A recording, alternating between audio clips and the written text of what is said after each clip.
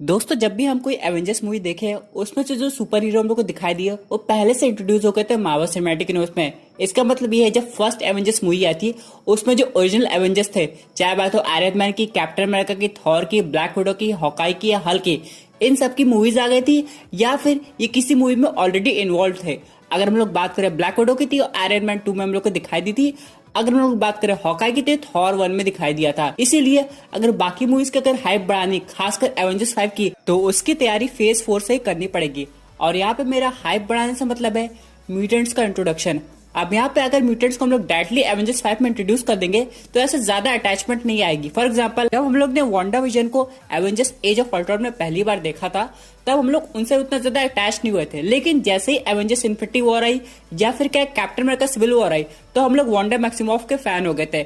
लेकिन अभी हम लोग को क्विक सिल्वर का देखने को कुछ मिला नहीं, क्योंकि क्विक सिल्वर की तो ऑलरेडी डेथ हो चुकी थी। इसलिए अगर यहाँ पे वुल्वरीन फेज 4 में ही आ जाता है, उसके बाद एवेंजर्स 5 में दिखाई देगा, तब यहाँ पे वुल्वरीन को देखने में और ज्यादा मजा आएगा। तो दोस्तों आज के इस वीडियो में लोग यही डिस्कस करेंगे कि कैसे Wolverine falcon and the winter soldier की टीवी में इंट्रोड्यूस होगा, बाद में जाके बाकी मार्वल मूवीज में कैसे इंट्रोड्यूस होगा और फाइनली एवेंजर्स 5 में कैसे आएगा। दोस्तों कंप्लीट वीडियो स्टार्ट करने से पहले आप लोग कर दीजिए वीडियो को लाइक और कमेंट कीजिए वुल्वरीन।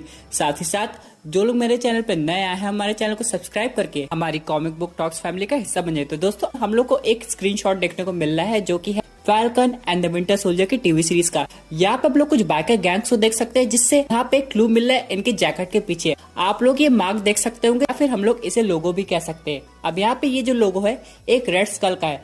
बहुत लोग समझ रहे होंगे क्या ये घोस्ट राइडर के गैंग के? नहीं भाई, घोस्ट राइडर अपनी गैंग कब से चलाने लगा। ये एक विलन है जिसका नाम है ओगन। दोस्तों मैं आपको बताना चाहता हूँ ये वुल्वरीन की डेथ वाली कॉमिक में आया था और यही जिम्मेदार था वुल्वरीन का हीलिंग फैक्टर गायब करने के लिए। अब यहाँ पे होता क्या था, ये उसका हीलिंग फैक्टर किसी माइक्रोवर्स की वजह से गायब तो कर देता था, लेकिन एंड में वुल्वरीन इसको मार के खुद भी मर जाता था। और आपको याद होगा एक बार फॉक्स की द वुल्वरीन मूवी करके आई थी जिसमें कुछ समय के लिए वुल्वरीन का हीलिंग फैक्टर गायब हो गया था, लेकिन उस पर्टिकुलर मूवी में वुल्वरीन की डेथ हुई नहीं थी। लेकिन जब हम लोग लोगन मूवी देखे थे तो ये पता चला जो एडमेंटम था उसके बॉडी के अंदर, वो अंदर ही अंदर उसको मार रहा था, जिसकी वजह से उसका हीलिंग फैक्टर भी काफी ज्यादा कमजोर हो गया था। और एंड में क्या होता है, वुल्वरीन मर जाता है। और कॉमिक बुक में तो इससे भी बड़ा ट्विस्ट है, यहाँ पे जो ओगन है जो वुल्वरीन का हीलिंग फैक्टर गायब कर देता है, उसको मार देता है, बाद में ये पता चलता है कि यही एडमेंटम बना के वुल्वरीन की बॉडी में डाला था, जिसका नाम था डॉक्टर एब्राहम। यानी कि यही डॉक्टर था और यही मेन विलन भी था। अब यहाँ पे अगर हम लोग एक्समैन की सीरीज की बात करेंगे तो वुल्वरीन के अंदर एक आदमी एडमेंटम डाला था जिसका नाम था विलियम स्ट्राइकर। यानी कि वो स्टोरी लाइन अडॉप्ट नहीं होगी क्योंकि ऑडियंस समझ जाएगी क्या होने वाला है, इसलिए मार्वल सिनेमैटिक यूनिवर्स में कुछ अलग स्टोरी लाइन दिखाई जाएगी। इसका मतलब ये हुआ कि वेपन एक्स प्रोग्राम तो दिखाया जाएगा कि यार सिनेमैटिक यूनिवर्स में हो रहा है, यानी कि म्यूटेंट्स पे टेस्टिंग चल रही है। लेकिन इससे पहले भी ये प्रोग्राम चलाया जा चुका है जो कि हमें दिखाया गया था इनक्रेडिबल हल्क मूवी में, captain America first Avenger movie में और दिखाया जाएगा ब्लैक विडो मूवी में, उसके बाद falcon and the winter soldier की टीवी सीरीज में। सबसे पहले हम लोग बात करते हैं इनक्रेडिबल हल्क मूवी की, जहाँ पे मार्क रफेलो का हल्क नहीं था बल्कि एडवर्ड नॉर्टन का हल्क था। अब यहाँ पे आप लोग देख सकते होंगे जनरल रॉस को, जो कि कुछ वेपन प्लस का प्रोग्राम कर रहे थे। यहाँ पे उसका नाम चेंज कर दिया गया था, खुद का सुपर सोल्जर बनाना चाहते थे और इसके लिए वो डीएनए लेते थे द इनक्रेडिबल हल्क का। अब यहाँ पे हल्क का डीएनए मिल तो जाता था लेकिन वो रिएक्शन हो जाता था, यानी कि जो सोल्जर बनता था वो अबोमिनेशन हो जाता था। वो ऑलमोस्ट हल्क के बराबर का है और कितनी अच्छी फाइट देखने को मिली थी हल्क में और अबोमिनेशन में। इसका सीधा मतलब ये हुआ कि जनरल रॉस कुछ ऐसा सुपर सोल्जर सीरम बनाना चाह रहे थे जिससे वो हल्क जैसे किसी आदमी को बना सके, फिर बाद में उसको कंट्रोल कर सके। अगर हम लोग ध्यान देंगे captain America the first Avengers movie में, तो यहाँ पे जो सुपर सोल्जर सीरम बना था काफी ज्यादा एडवांस, जिसके कोई साइड इफेक्ट नहीं थे। हाँ, जो रेड स्कल ने जो सुपर सोल्जर सीरम बनाया था उसके तो काफी अच्छे साइड इफेक्ट हो गए थे, आपने मूवी में देखा ही होगा। लेकिन अगर हम लोग बात करें ब्लैक विडो की, तो इस मूवी में जो सीरम दिखाया जाएगा उसकी पावर्स क्या है, उससे कैसी टाइप की ब्लैक विडो बनती है, ये अभी तक नहीं दिखाया गया। लेकिन हाँ, ये तो कंफर्म हो गया कि उस सीरम का कलर रेड है। इन सब के अलावा falcon and the winter soldier में ये कहा जा रहा है कि उन लोग कैप्टन अमेरिका के सुपर सोल्जर सीरम का फॉर्मूला समझ गए हैं और एग्जैक्टली एक रेप्लिका बना दी है जिससे वो फैल्कन के ऊपर टेस्ट करना चाहते हैं। लेकिन आप लोग तो जानते हैं हमारे फैल्कन भैया कैप्टन अमेरिका बनने में कोई इंटरेस्ट नहीं रखते, क्योंकि उनको लगता है कि वो आइडल नहीं है। ये सीधे टेस्टिंग आ जाती है जॉन वॉकर पे, जो कि काफी ज्यादा एक्साइटेड है कैप्टन अमेरिका बनने के लिए। वैसे तो जॉन वॉकर काफी अच्छे हैं और वो ओरिजिनल कैप्टन अमेरिका से काफी ज्यादा इंस्पायर भी हैं और वो खुद कैप्टन अमेरिका बनकर लोगों की हेल्प भी करना चाहते हैं, लेकिन उनको नहीं पता कि इस सीरम के कॉन्सिक्वेंसेस क्या है।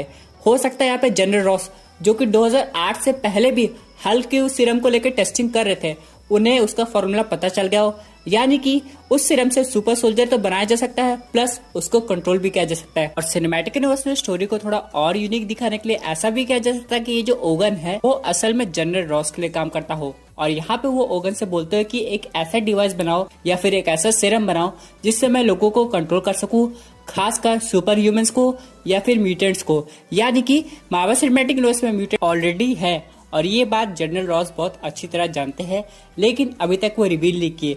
वो चाहते हैं कि जैसे कैप्टन अमेरिका सिविल वॉर में उनका जो सकोविया अकॉर्ड्स था उसके बलबूते पे सुपर हीरो को कंट्रोल करना चाह रहे थे, लेकिन अब उनके पास एक और अच्छा ऑप्शन है, इसलिए वो अब falcon and the winter soldier में बिहाइंड द सीन्स के रूप में काम करेंगे। अब यहाँ पे ये चीज बाद में रिवील होगी कि बाकी सबको कंट्रोल कर रहे हैं, यानी अगर इस मूवी में मेन विलन ओगन है तो वुल्वरीन का होना बेहद जरूरी है, और वुल्वरीन को भी पहले से कंट्रोल किया जा रहा होगा, और इसी मूवी में उस कंट्रोलिंग सीरम का क्योर भी खोजा जाएगा। यानी कि जब यहाँ पे जो कैप्टन अमेरिका नया वाला है जो कि है यूएस एजेंट, वो टीवी सीरीज के एंड तक आते आते पूरी तरह जनरल रॉस के कंट्रोल में होगा, और जब फैल्कन और विंटर सोल्जर अपने मिशन पे आगे बढ़ेंगे तो उन्हें पता चलेगा कि सुपर हीरोज के अलावा बाकी म्यूटेंट्स भी है जिनको कंट्रोल किया जा रहा होगा, और उन्हें मिलेगा वुल्वरीन। आप लोग देखे होंगे अगर एक्स-मैन अपोकलिप्स में, तो यहाँ पे हम लोग ने जीन ग्रे को देखा था वुल्वरीन को फ्री करते हुए। अब यहाँ पे जब वुल्वरीन को पहली बार देखा गया था उसके ऊपर एक डिवाइस लगी हुई थी, ऐसा लग रहा था उसे कंट्रोल किया जा रहा हो, लेकिन जीन ग्रे ने उस डिवाइस को हटा के वुल्वरीन को आजाद कर दिया। और अगर हम लोग बात करें उस सीरम की जिससे लोगों को कंट्रोल किया जा रहा है, तो यहाँ पे ये एक्स-मैन मूवी में भी दिखाया गया था। विलियम स्ट्राइकर ने इसका यूज किया था मैग्नेटो के ऊपर, जिससे वो मैग्नेटो से अपने मन मुताबिक काम करवा रहा था। अब यहाँ पे लेकिन वो जो सीरम था किसी म्यूटेंट से जनरेट किया गया था, लेकिन मूवी में कैसे दिखाया जाएगा ये तो टीवी सीरीज देखने के बाद ही पता चलेगा। वैसे दोस्तों यहाँ पे एक बात तो कंफर्म है कि अगर वुल्वरीन पहले इंट्रोड्यूस हो रहा है मार्वल सिनेमैटिक यूनिवर्स में, तो वो अपने साथ साथ बाकी म्यूटेंट्स को भी लाएगा। फॉर एग्जाम्पल वुल्वरीन के अलावा भी कुछ ऐसे म्यूटेंट्स होंगे जिन पे टेस्टिंग चल रही होगी, खासकर ओमेगा रेड।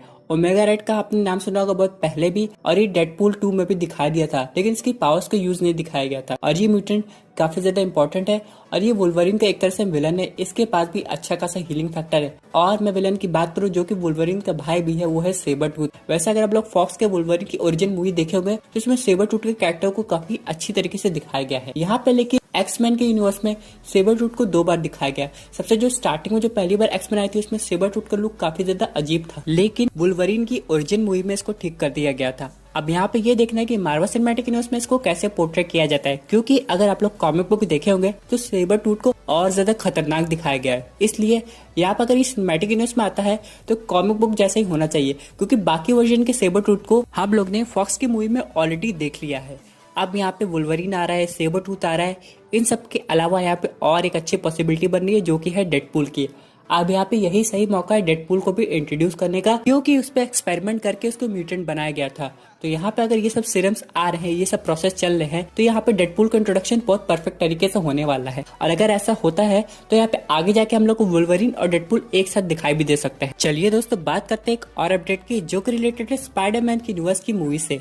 अब यहाँ पे सोनी पिक्चर्स ने एक untitled Spiderman universe movie announce की है जो कि आने वाली है अक्टूबर 2021 में, लेकिन इस मूवी का नाम नहीं रिवील हुआ है, लेकिन ये मूवी कोई भी हो सकती है। अगर हम लोग अपकमिंग सोनी प्रोजेक्ट्स की बात करें तो उसमें है मैडम वेब, फिर क्रेवन द हंटर, फिर स्पाइडर वुमन। और ये जो मूवी है ये सोनी और मार्वल के कोलैबोरेशन से बनेगी। लेकिन यहाँ पे एक और इम्पोर्टेंट बात है कि सोनी यूनिवर्स में बन रही है, तो यहाँ पे मार्वल सिनेमैटिक यूनिवर्स का कैसे कनेक्शन बैठेगा। तो दोस्तों मैं आपको बताना चाहता हूँ ये जो स्पाइडर वुमन है ये आगे जाके न्यू एवेंजर्स टीम का पार्ट बनती है, और साथ ही साथ यहाँ पे एवेंजर्स सीक्रेट वॉर में भी इसका बहुत इंपॉर्टेंट रोल होता है।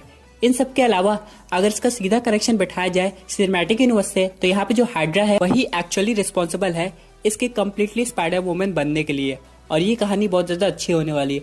तो इसका मतलब ये है कि अगर इसमें हाइड्रा का कनेक्शन हो रहा है तो ये आगे जाके सोनी यूनिवर्स के अलावा मार्वल सिनेमैटिक यूनिवर्स में भी दिखाई देगी, और आगे जाके नई एवेंजर्स टीम का पार्ट भी बनेगी। इसका मतलब ये हुआ कि एवेंजर्स 5 में हमें सिर्फ वुल्वरीन नहीं दिखाई देगा बल्कि स्पाइडर वुमन भी दिखाई देगी। और दोस्तों इसके अलावा इस सुपर हीरो का पार्ट हो सकता है स्पाइडरमैन इनटू स्पाइडरवर्स मूवी में। आप लोग जानते हो कि मैडम वेब कितना इंपॉर्टेंट रोल प्ले करेगी।